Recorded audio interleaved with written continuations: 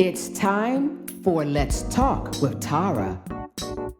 Tara is a counseling coach who addresses real issues that plague many women today. Issues like church hurt, disappointment, anxiety, depression, and many more. You will be inspired, educated, and empowered on how to receive the help and healing needed to move forward. If you have real issues, then Tara has real solutions. Let's talk with Tara. Hello, it is Wisdom Wednesday, and I am Tara T. Stallings. So the title of this Wisdom Wednesday is Family Secrets Keep You Bound. Now, I'm talking from the African black brown people now, because I don't know about anybody else's culture, but I know black brown people. Family secrets keep you bound. So often, I don't care what part of the country I'm in, what age group I speak with, what nationality, if they black and brown, we have been taught this. What goes on in the family stays in the family. And those family secrets keep people bound. Listen, it keeps people bound. It keeps people bound by guilt, shame, fear, rejection, abandonment. And those are the 5 components that the enemy uses. I'm going to say them again. Fear, guilt, shame, abandonment, and rejection. Those are the 5 components, the 5 tricks that the enemy uses all the time. He doesn't have new tricks to keep you bound in the cycle of hurt, of confusion, of not being healed, and not growing. When we get hurt or things happen in our life, we learn how to mask those things instead of exposing them, because the family secrets have been taught. Whatever goes on in this house stays in this house. And what's staying in the house is hurting the people that's in the house. It's hurting their children and their children and their children and their children. And do you want to know why? Because that hurt, that pain gets passed on from each generation to the next generation to the next generation, because they have been taught to what goes on in this house stays in this house. But let me share some with you. What goes on in the house, it doesn't stay in there. It's still exposed, because we see those things in little Johnny and Susie and Mary and Uncle Joe and Auntie Ann and Philip. We see those things. We see that, we got a family of alcoholics, because guess what? Uncle Joe is an alcoholic.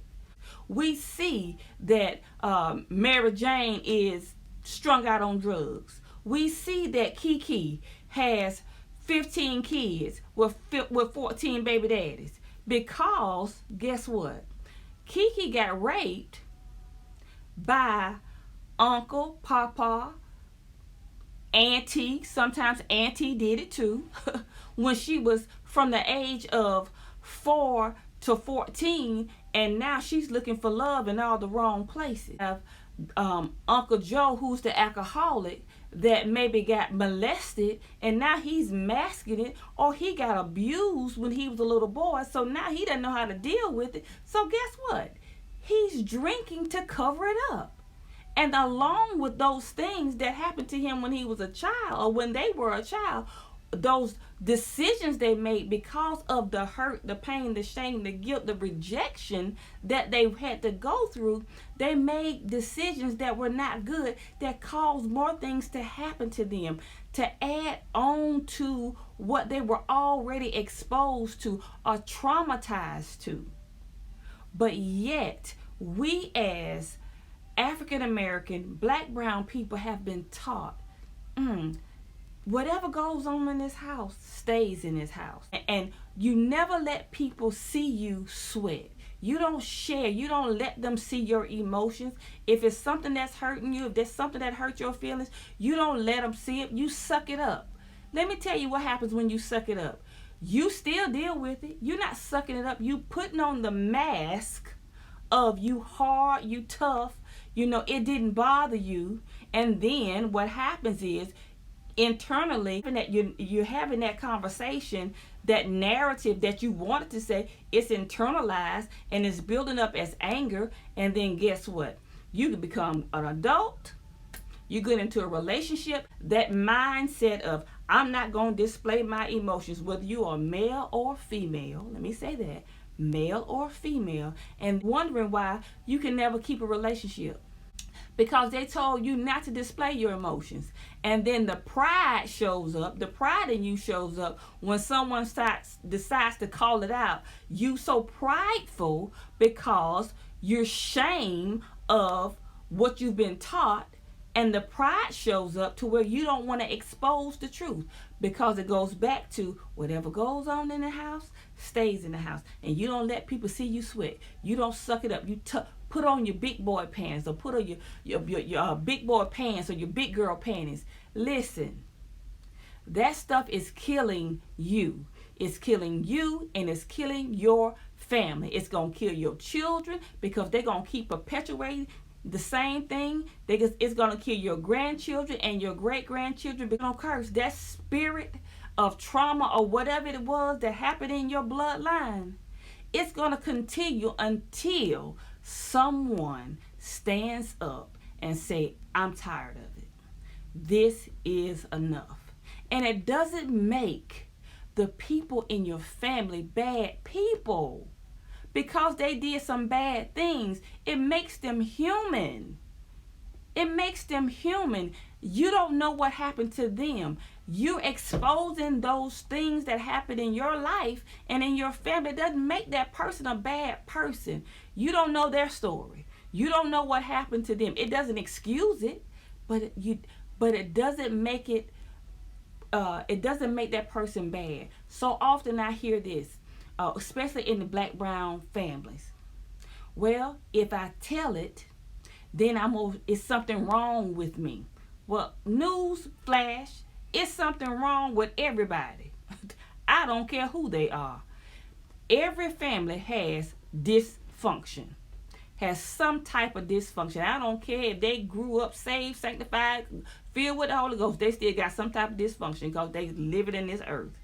I don't care who it is. So we have to get out of the mindset of exposing the wrongs in our family is exposing, making it seem like somebody's bad. No, it's helping not to perpetuate whatever that is in your family, to continue keep perpetuating whatever it is.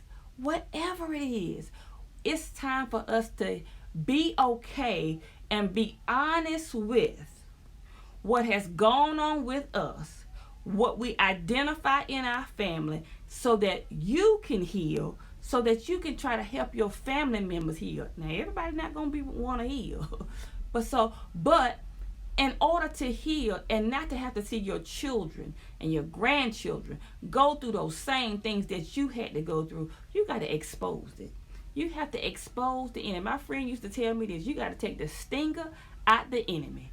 That means you got to let him know, yeah, I did this, or yes, I did this, or so-and-so did this. But guess what? No more.